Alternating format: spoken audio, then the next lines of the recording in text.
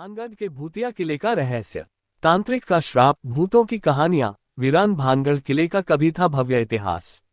आज हम आपको एक ऐसे किले की कहानी बताने जा रहे हैं जिसे भूतों का डेरा कहा जाता है। खास बात है कि इस वीरान किले में दीवारें तो हैं लेकिन छत नहीं है। अंधेरे के बाद कोई यहाँ नहीं रुकता है। कहते हैं कि राजस्थान के भानगढ़ किले में आत्माएं पर्यटकों से बात करने की कोशिश करती है। भारत एक ऐसा देश है जहां हर किला और हर महल अपनी अनोखी कहानी बयां करता है। लेकिन कुछ किले सिर्फ इतिहास के पन्नों में दर्ज नहीं होते बल्कि रहस्यों की चादर में लिपटे होते हैं। ऐसा ही एक किला है भानगढ़ का किला, जिसे भारत के सबसे डरावने स्थानों में से एक माना जाता है।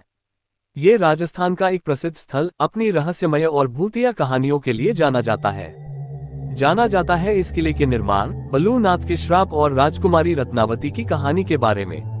क्या वास्तव में यहाँ भूतिया घटनाएं होती हैं? भानगढ़ का इतिहास। राजस्थान के अलवर जिले में अरावली पर्वत श्रृंखला के पास स्थित भानगढ़ किले का निर्माण 16वीं शताब्दी में आमेर के राजा भगवंत दास ने करवाया था।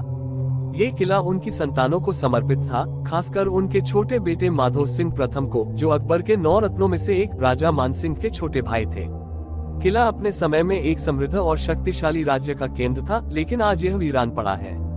इस गढ़ से जुड़ी इतनी कहानियां हैं कि इतिहासकार भी कंफ्यूज है। OTT प्लेटफॉर्म डिस्कवरी प्लस पर रिलीज हुए शो एकांत में इतिहासकार डॉक्टर रीमा आहूजा ने बात की। उन्होंने कहा कि भानगढ़ के बारे में इतनी कहानियां हैं, इतनी किंवदंतियां हैं कि इतिहास कहां शुरू होता है, कहां खत्म होता है, ये कहना आम लोगों के लिए मुश्किल है। यहाँ तक कि इतिहासकारों के लिए भी समस्या है। वह बताती है कि कुछ कहानियां बहुत पुरानी हैं, कुछ भूत प्रेतों की कहानियां आ जाती हैं, किसी राजा या राजकुमारी पर श्राप हुआ किसी का। रीमा कहती है कि कई बार हम देखते हैं कि लोग इन चीजों के बारे में ज्यादा जिज्ञासा रखते हैं, इस वजह से ऐसी कहानियां प्रचलन में हैं, मगर पूरा सच किसी को नहीं पता। संत बालूनाथ और महाराजा की कहानी। भानगढ़ के महाराज माधो सिंह एक संत बालूनाथ के भक्त थे।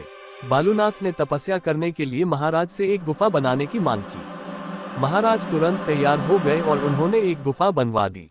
बालूनाथ उस गुफा में तपस्या करने चले गए, मगर दरबार के पुजारी महाराज और संत बालूनाथ के बीच रिश्ते को देखकर जलने लगे। दोनों को अलग करने के लिए पुजारियों ने एक योजना बनाई। उन्होंने एक बिल्ली को मारकर गुफा के अंदर फेंक दिया। 2-3 दिन बाद जब बिल्ली के मृत शरीर से बदबू फैलने लगी तो पुजारियों ने राजा को जानकारी दी कि संत बालूनाथ का गुफा में निधन हो गया है।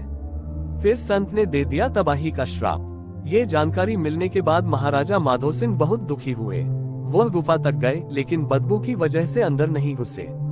उन्होंने गुफा को बंद करने का आदेश दिया। उधर जब संत बालूनाथ की तपस्या पूरी हो गई तो उन्होंने देखा कि उनके बाहर निकलने का रास्ता बंद करा दिया गया है। इसके बाद क्रोधित होकर संत बालूनाथ ने श्राप दे दिया कि भानगढ़ पूरी तरह से तबाह हो जाए। इसके बाद क्या हुआ यह कोई नहीं जानता, लेकिन भानगढ़ पूरी तरह तबाह हो गया। घरों की छतें गिर गईं। स्थानीय लोग बताते हैं कि तब का दिन और आज का दिन है। यहाँ के घरों में जब भी कोई छत बनाओ तो वह गिर जाती है। भानगढ़ का श्राप, एक प्रेम और विनाश की कहानी। भानगढ़ किले के उजड़ने की कई कहानियां प्रचलित हैं, लेकिन सबसे चर्चित कथा एक तांत्रिक और राजकुमारी रत्नावती की है। कहा जाता है कि राजकुमारी रत्नावती अपनी अप्रतिम सुंदरता के लिए प्रसिद्ध थी। कई राजकुमार उनसे विवाह करना चाहते थे, लेकिन वह किसी को भी स्वीकार नहीं कर रही थी। भानगढ़ में एक तांत्रिक हुआ करता था जिसका नाम सिंधिया था। वह काले जादू में निपुण था और उसने राजकुमारी को पाने के लिए एक चाल चली। एक दिन जब राजकुमारी की दासी बाजार में इत्र खरीद रही थी तो सिंधिया ने उस इत्र की बोतल पर काला जादू कर दिया। उसकी योजना थी कि जैसे ही राजकुमारी वह इत्र लगाएंगी वे उसकी वश में हो जाएंगी। लेकिन राजकुमारी को इस साजिश का आभास हो गया। उन्होंने चालाकी से वह इत्र की बोतल एक पत्थर पर गिरा दी, जिससे वह पत्थर तांत्रिक सिंधिया की ओर बढ़ने लगा।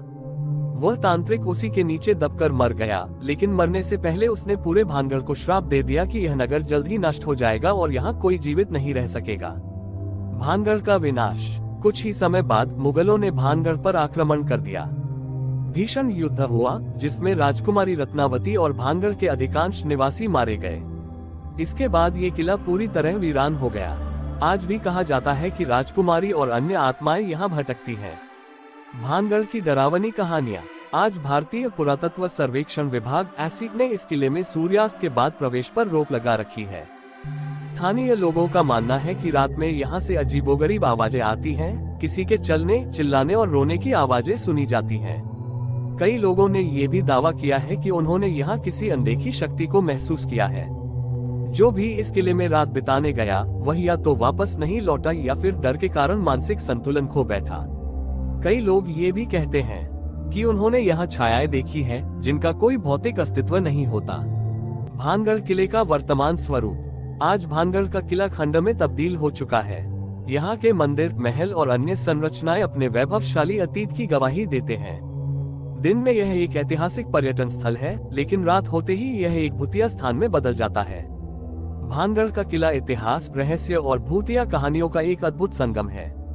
चाहे तांत्रिक का श्राप हो या युद्ध का विनाश, ये स्थान आज भी अपने अंदर अनगिनत रहस्य समेटे हुए है। ये किला सेंचुरी से 50 किलोमीटर दूर जयपुर और अलवर शहर के बीच में बना है। राजस्थान के बाहरी शहरों से बस या टैक्सी से अलवर पहुंच सकते हैं। दिल्ली से यह जगह करीब 283 किलोमीटर और जयपुर से करीब 2 घंटे की दूरी पर स्थित है। अगर आप यहां जा रहे हैं तो अलवर में बाला फोर्ट और अलवर सिटी पैलेस को देखना जाना न भूलें। क्या आप इस किले को रात में देखने की हिम्मत, फिर आप भी इस रहस्य को सुझाने की कोशिश करेंगे?